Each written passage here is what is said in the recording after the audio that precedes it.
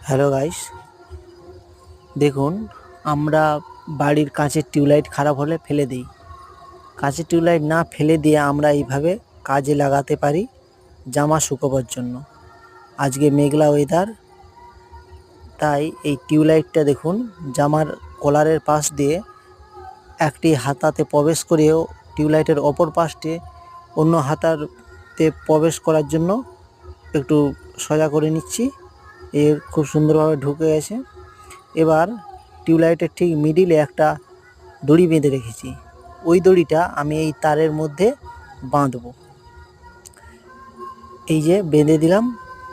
এবার আজকে মেঘলা ওয়েদার তো, তাড়াতাড়ি শুকোবার জন্য এই টিপসটি বেস্ট।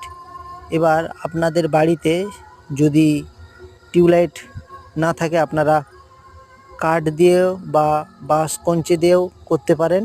দেখুন জামাটা এইভাবে ঘুরবে, হাওয়া দিলে তখন শুকিয়ে যাবে তাড়াতাড়ি।